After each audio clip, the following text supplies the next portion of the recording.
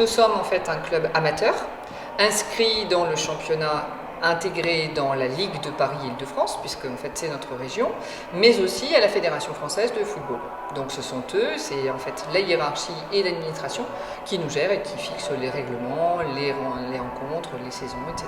Donc nous vivons de subventions uniquement.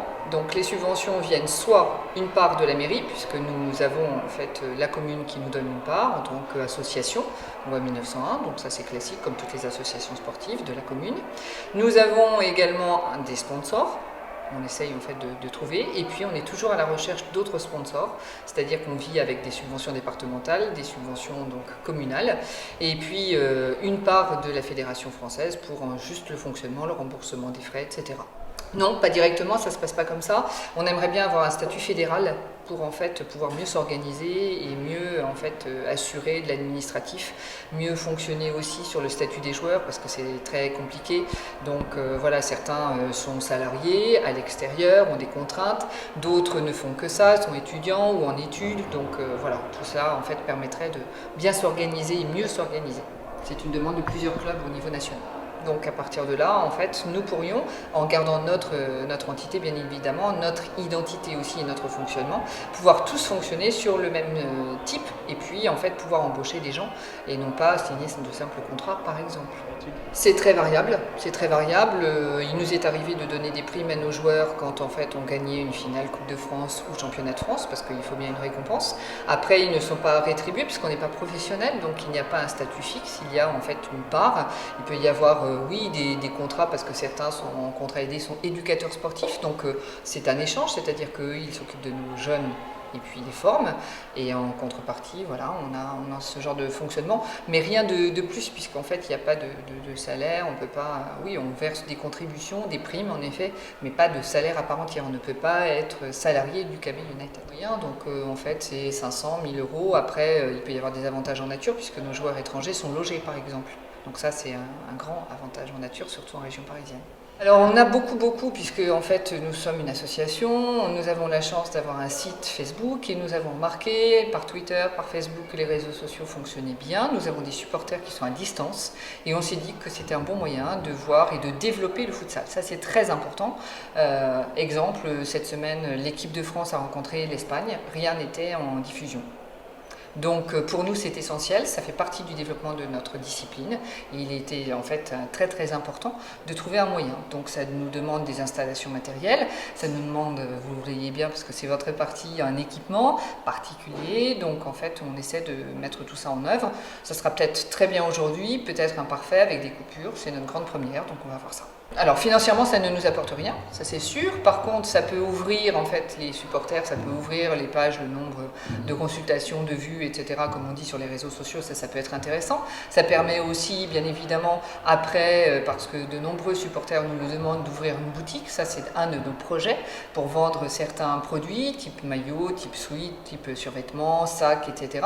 C'est une demande qui est faite depuis de nombreuses années, ça nous demande une structure et une organisation particulière qui n'est pas toujours simple. Le futsal, c'est commencer pas à pas, c'est-à-dire qu'en fait, on est vraiment amateur. Donc, comme vous le voyez tout à l'heure, les dirigeants mettent la main à la pâte. Nous organisons, nous partons de la bonne volonté de chacun. Nous ne sommes pas rétribués, nous ne sommes remboursés de rien du tout. Donc, à partir de là, en fait, c'est vraiment la passion du sport et la passion pour ce club qui nous fait vivre depuis 2002, puisque c'est la date de création de notre club. Donc, ça, c'est important.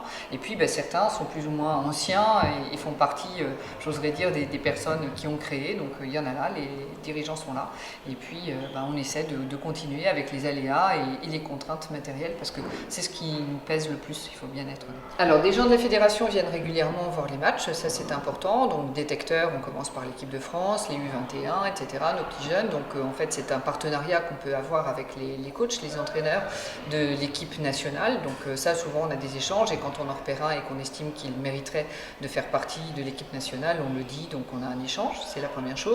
Au niveau du football, il y a peu de passerelles, mais on se rend compte quand on regarde en détail le parcours de certains joueurs que certains ont commencé par le football pour finir au futsal aujourd'hui, et inversement, des petits jeunes ont commencé par le futsal pour ensuite venir sur le football. C'est ce qui s'est passé pour l'un de nos jeunes qui est venu il y a 3 ans et en fait qui maintenant est passé par Montpellier et ensuite est actuellement en foot à 11, comme on dit, à Sedan. On est très fiers de lui, donc il est venu encore, il vient nous supporter régulièrement, donc on est plutôt content pour lui. C'est-à-dire qu'on est vraiment les petits poussés, donc on n'a aucune aide financière.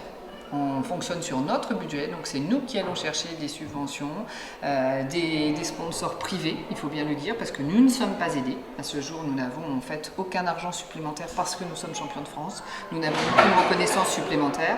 Donc à partir de là, ça c'est la première chose. Et la deuxième chose, c'est qu'après, en fait, le parcours européen est en effet un moment fort qui nous a permis d'avancer et d'avoir une certaine notoriété, oui, une certaine visibilité, parce qu'on a été très très suivis, puisque en fait on a pu voir un petit peu ça par les réseaux sociaux, donc ça c'est important. Mais aucun argent, si ce n'est d'être fier et d'avoir en fait ce titre et de dire oui, on est allé en Coupe d'Europe. Le tour principal de l'UEFA Futsal qui était en fait en Ukraine et nous avions face à nous les Hongrois qui eux sont un club professionnel. Donc voilà, donc évidemment on est dans une autre dimension. On est avec des joueurs qui sont salariés, qui ne vivent que du futsal, qui sont logés par leur club, qui sont habillés avec les familles aussi, ça c'est important de le savoir. Donc par exemple les Hongrois, eux, sont un club professionnel. D'abord l'actualité, ça va être d'essayer de développer le futsal, de voir grâce à vos moyens par exemple de travail et d'intérêt sur des reportages, de comprendre que le futsal est vraiment en fait un sport qui mérite qu'on s'y arrête, qu'on le suive. Une certaine visibilité par les médias est essentielle pour nous, pour le développement. Donc c'est pour l'instant la prochaine étape.